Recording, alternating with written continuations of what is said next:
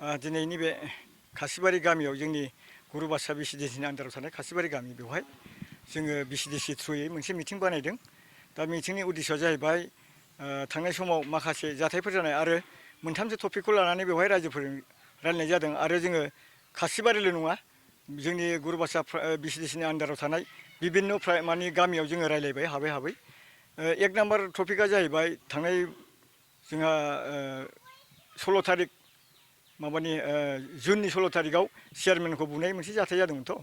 दा बे जाथायखौ लानानै दिनैसिम माने केसनि खोथाफोरखौ लानानै रायजो राजा मिथियाखैमोन बेखौबो आं दिनै गेबेङै बेखेवना होबाय।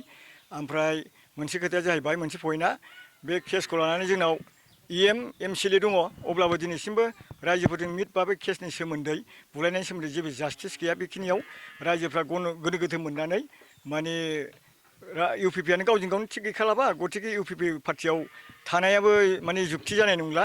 गतिके जोंबो बेलेग बेलेग पार्टियाव थांनोसै बेबायदि मोनसे गावस्रा गावस्रि मोनसे परिबेस फैदों आरोखि माने गुरुबासा ओनसोलाव आरोखि। दा बेखौनो लानानै आङो इस्लाखाथा खासिबारि थाइगिरगुरि बेबायदिनो जोंनि बर' गामियाव जों हाबजेनबाय। माने बैफोरनाखि जेनाखि गावस्रा गावस्रि जानाय आरो बेलेग बेलेग सिन्था धारा खालामनायफोरखौ जोङो बोरैबा खौसेयै लाबोफिननो हायो बे हाबाफारिखौ लानानै आङो बिसिडिसि थ्रुयैनो गामि गामि दाखालिनिफ्राय जों मिथिं लिंगासिनो दं मोनाबिलि समाव आरो दिनैबो नैबे खासिबारि गामियाव आं सेकेन्ड टाइम फैदों।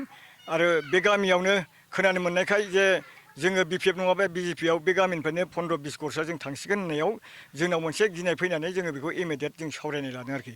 आरो बे मेसेजखौ जोङो दैदेनगिरिफोरनावबो एसे एनै हरबाय। दा गतिके जोंना गोजौ लेभेलाव बहुद माने बे बेस्थ'थायाव थानायखाय जों दैदेनगिरिफोरखौ मोजां मथ' लिंहरनो हायाखै। बेनिखायनो जोंनो जायनाखि माने घटना जादों बुलाय सोलाय बेवहाय गिनाङा आरो जों जेब्लायबो खौसेयैनो दं। बेखिनिखौ आङो साहस खालामनानै मानसिफोरखौ दा जयैनो लाबोफिननाय आङो मोनसे हाबाफारि लादों आरो। ओमफ्राय नैथियाव जों सावरायबावदों रायजो राजाफ्रा जे जोंहानो 13 नं समस्तियाव इएम दङ एक्जिस्टिं एमसिएलए दं एक्जिस्टिं माधब सेट्रि जोंहा खिन्थु बेबादि लिडार थासेयावबो जोंनियाव बुलाय सोलाय जानायाव दिनैसिम रायजोफोरनि जेबो कमिटमेन्ट बा मोनसे कमेन्ट खालामाखै बिसार जेबो गैया। बेबादि हिसाबै जों गोनो गोथो जादोंमोन।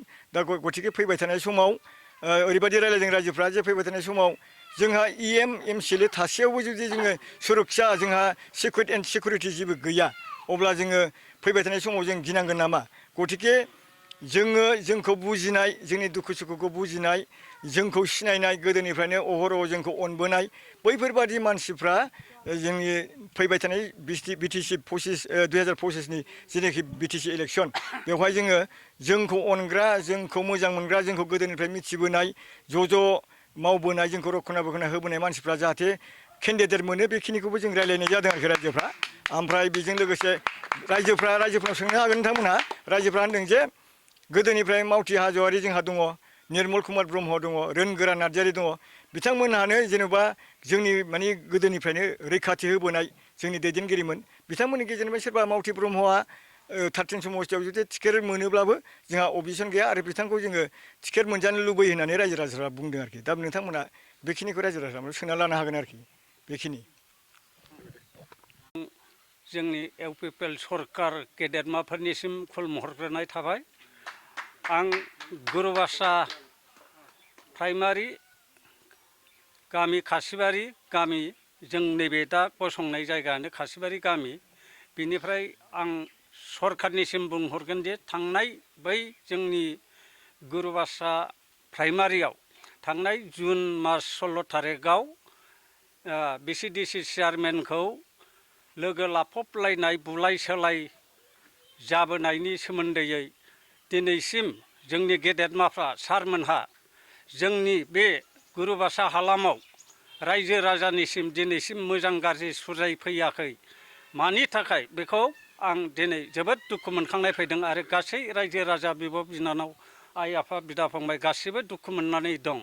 बे केसआ बोरै जों इउपिपिएल पार्टिजों पार्टि माब्रै नांनानै मा दाय लानानै माब्रै जोंनि बे चेयारमेनखौ गुन्दा फालो लानानै एथ' रुजु रुमु जों इउपिपिएल पार्टिया खौसेयै सलायबोदोंमोन थांनानै दंबोयोमोन। बे ससेयाव माब्रै मा गोसोखांनानै माब्रै मा साननानै पार्टि दाब्रबलायनानै गुन्दा बाहि लानानै फालो लानानै माब्रै बुख्रेब सेख्रेब आदामारा खालामखो हाफ मार्डार खालामखो बिनि केसा इपिआरआ दासिमबो मा रोखोम जानानै दं माब्रै जाखो रेजिस्टार जासेयावबो माब्रै जाखो मा जाखो सरकारनि आयेना मा थैनानै थाखो सरकारा मा खालामखो दा बेखौ सारमोनखौ जोबोद दुखु मोननाय थादों दिनै माब्रै जोंनिसिम रिजाल्टआनो गैया बे केसनि सोमोन्दै बिनि जोंनि गभर्नमेन्टआ निर्देश हरदों नामा सारमोनहा बेवहाय बुनायनि थाखाय बुनाय समाव पिस्तलजों गावथारनो बायदिसिनाजों गावथारनो होनलायनाय बाथ्राया नंमारगौ नामा सारमोन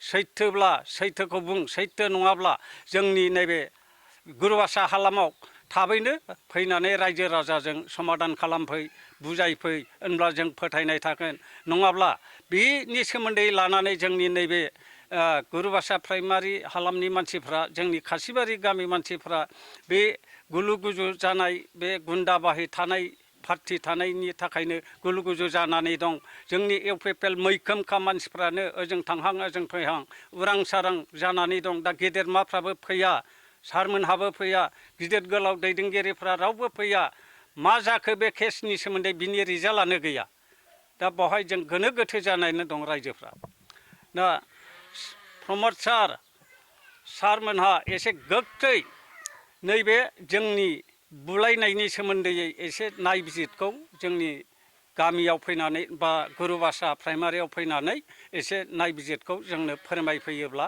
रायजो राजाया जोबोद गाहाम जागोन आं बेखिनिखौनो खावलायनानै दोनबाय